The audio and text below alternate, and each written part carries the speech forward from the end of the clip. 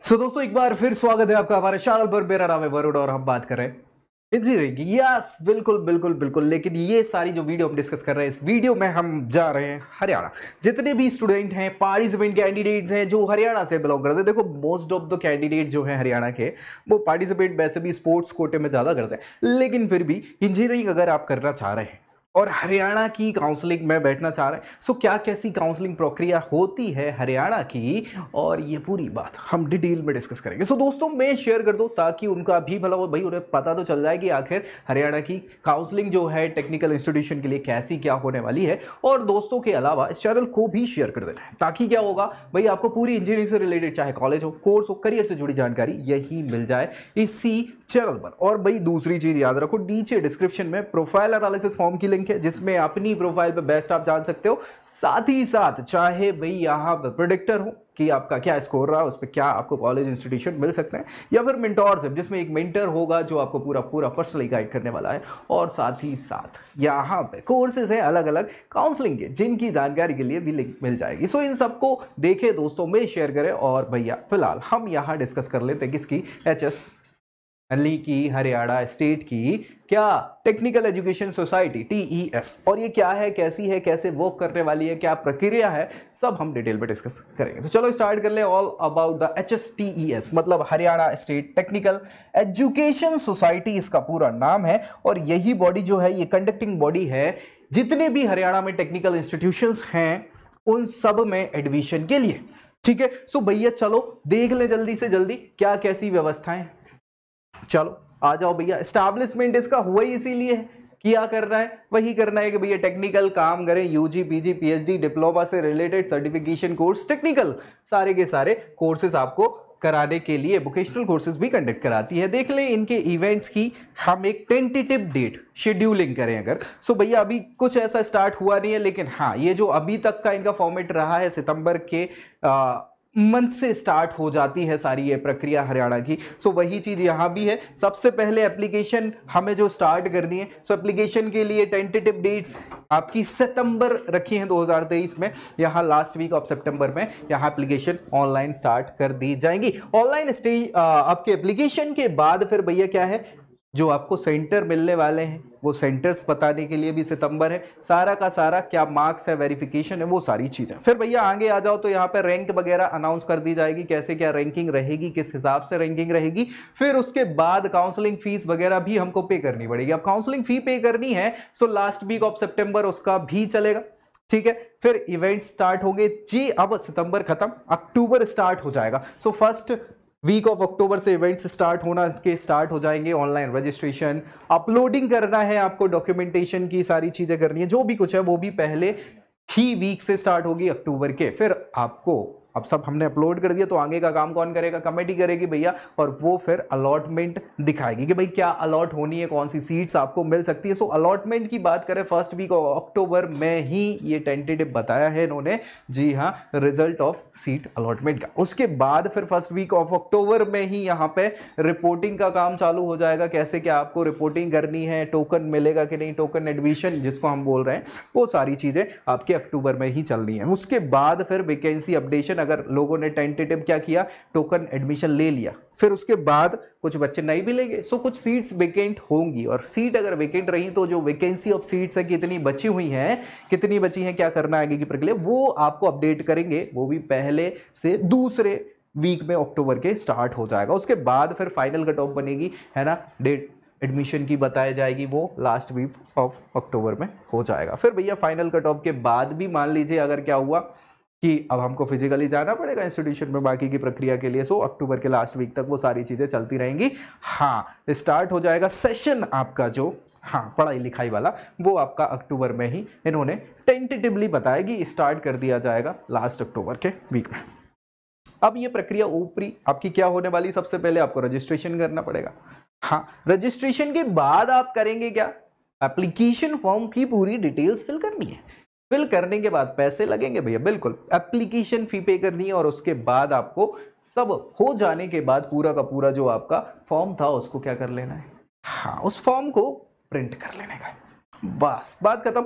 ये आपके लिए क्या हो जाएगा, फ्यूचर में दिखाने के लिए तो डॉक्यूमेंट हो जाएगा कि भैया हमने ये करके रखा था। क्या क्या डॉक्यूमेंटेशन में जरूरत पड़ने वाली, क्या क्या डॉक्यूमेंट्स लगेंगे आपके इस प्रक्रिया में। सो डॉक्यूमेंट सबसे पहले तो आपका खुद का पासपोर्ट साइज फोटोग्राफ, हाँ, और आपके सिग्नेचर भी लगने वाले, डिजिटल सिग्नेचर आजकल लगते हैं, है ना। सो वो हो जाएगा, स्कैन कर लेना उनको। इसके अलावा आधार कार्ड जो कि आइडेंटिटी प्रूफ के तौर पर रहेगा, क्लास 10th की मार्कशीट, 12th की मार्कशीट, जो किस लिए है, हाँ, एजुकेशनल क्वालिफिकेशन के लिए। फिर अगर आप पीजी कोर्सेज के लिए अप्लाई कर रहे हैं सो ग्रेजुएशन की मार्कशीट लगेगी। अगर नहीं कर रहे हैं तो इसकी ज़रूरत है ही नहीं, क्योंकि है नहीं हमारे पास ना अभी। बिल्कुल कैटेगरी सर्टिफिकेट इसलिए कि अगर पर्टिकुलर किसी रिजर्व कैटेगरी से बिलोंग कर रहे हैं और उसके रिजर्वेशन के आप कुछ फायदे लेने चाह रहे हैं सो वो ज़रूरी है, अदरवाइज आपको फिर जनरल कैटेगरी घोषित कर दिया जाएगा।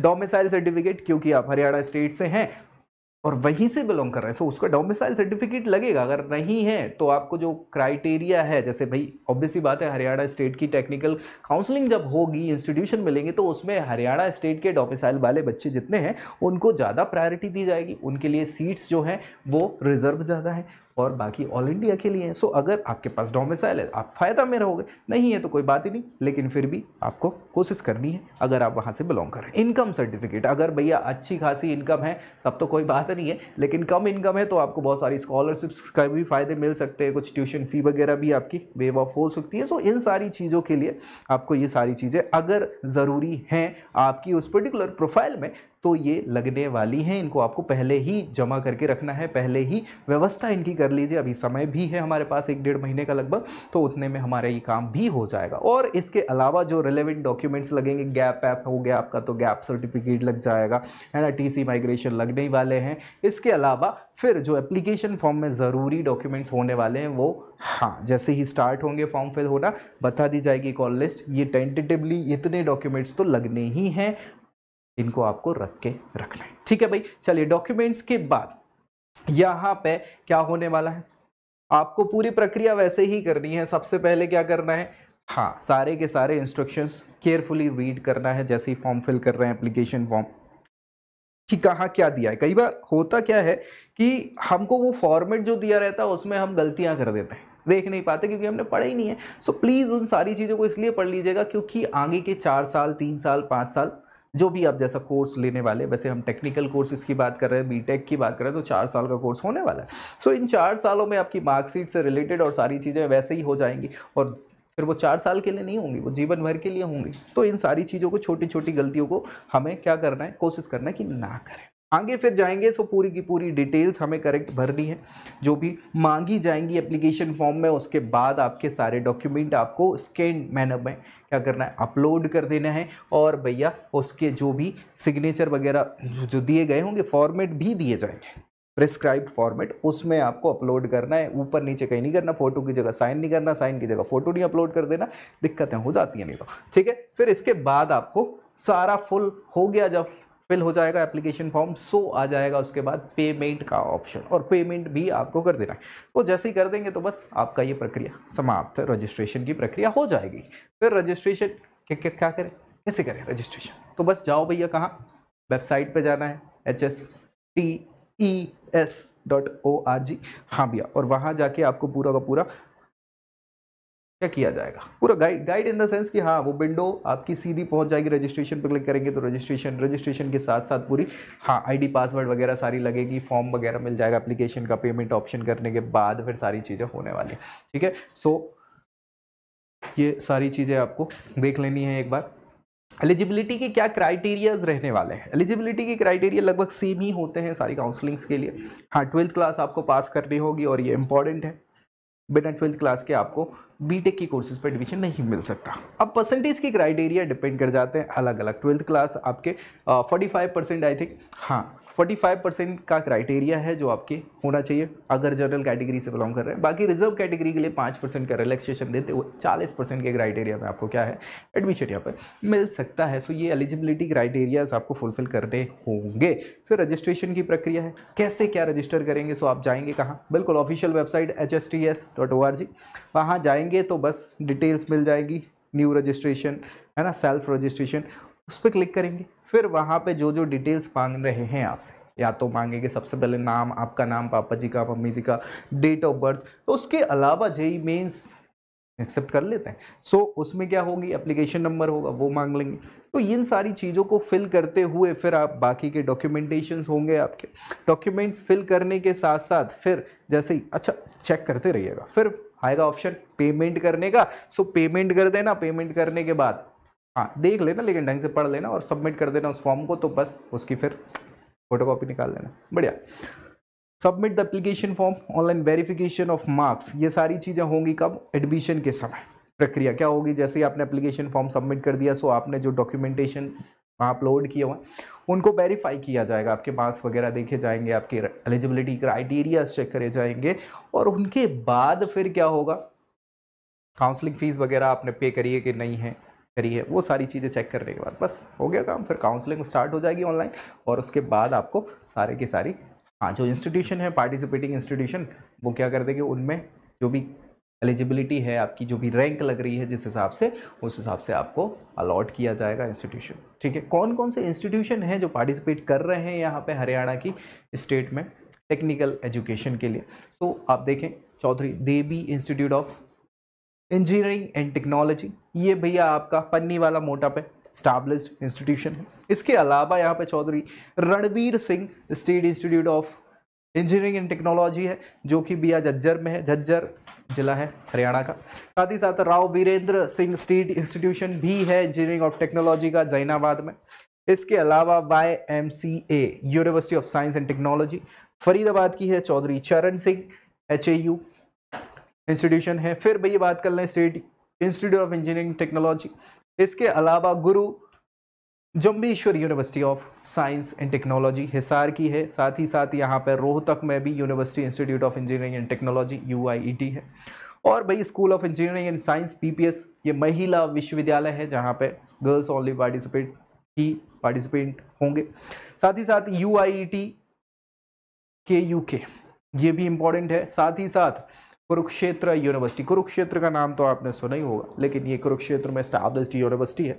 और साथ ही साथ DVCR university of science and technology, ये भैया मुरथल में। सो ये सारे पार्टिसिपेटिंग इंस्टीट्यूशंस हैं, गवर्नमेंट इंस्टीट्यूशन हैं, जहाँ पे आपको गवर्नमेंट और प्राइवेट सारे, जहाँ आपको क्या होने वाले हैं, एडमिशन मिलने वाले हैं BTech टेक्नोलॉजी के कोर्सेज में। ठीक, हालांकि केवल टेक्नोलॉजी के कोर्सेज नहीं, वोकेशनल कोर्सेज भी इसके बेसिस पे एडमिशन लिए जाते हैं।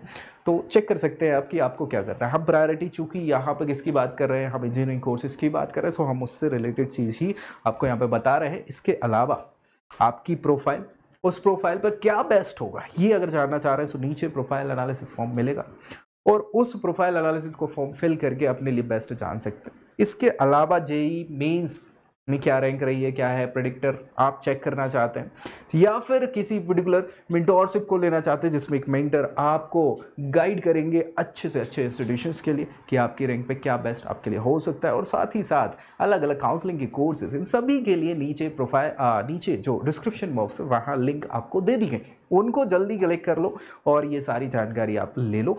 दोस्तों मैं भी शेयर कर दूँ ताकि भाई दोस्तों का भला हो जाए, और चैनल सब्सक्राइब तो करना ही। बाकी मिलेंगे अगली वीडियो में अगली जानकारी के साथ, तब तक के लिए जय Hind. I hope you like this video. For more such videos, keep watching our channel and do not forget to like, share and subscribe.